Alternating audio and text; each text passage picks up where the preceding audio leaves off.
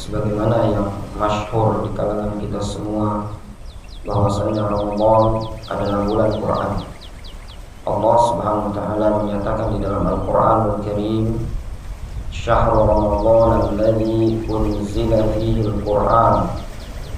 Pada bulan Ramadan tersebut adalah bulan yang diturunkan padanya Al-Qur'anul Karim.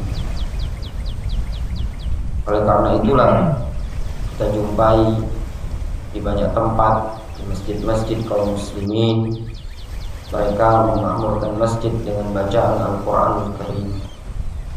Namun mungkin muncul pada sebagian orang yang enggan untuk membaca Al-Quranul Karim dikarenakan masih dalam kondisi terbata-bata, tidak lancar bacaannya.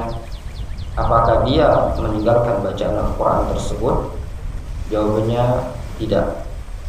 Dia tetap membaca Al-Quranul Karim walaupun dalam kondisi terbata-bata, tidak lancar bacaannya. Diriwayatkan oleh Imam Al-Bukhari dari sahabi Aisyah radhiyallahu anha bahwasanya Nabi sallallahu alaihi wasallam beliau pernah mengatakan, "Alladzi yaqra'ul Qur'an wa huwa mahirun bihi ma'as safaratil kiramil barara."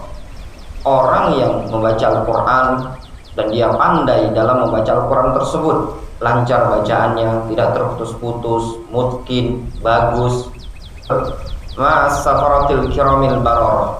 Kata Nabi SAW, dia akan digolongkan bersama dengan para malaikat yang mulia lagi baik tersebut. Walladzi yaqra'ul Qur'an wa yatata'u fihi wa huwa 'alaihi syaqun falahu ajran. Lalu kan Nabi alaihi salatu wasallam menyatakan, orang yang membaca Al-Quran dalam keadaan dia yatata'u fihi, dia terbata-bata, berat bagi dia, mungkin terputus-putus bacaannya.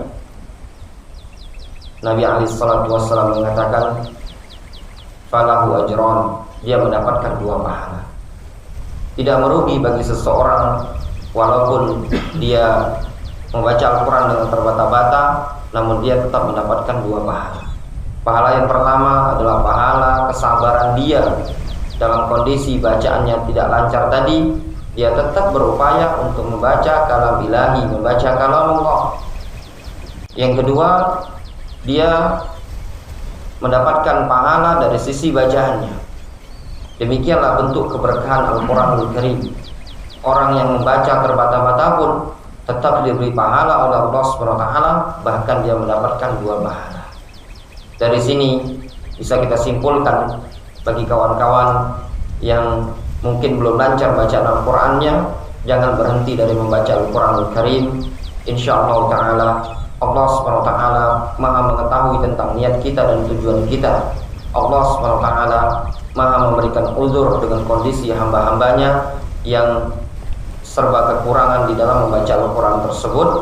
Yang penting dia membaca Al-Quranul Karim, maka Allah SWT akan tetap memberikan balasan meskipun bacaannya terbata-bata.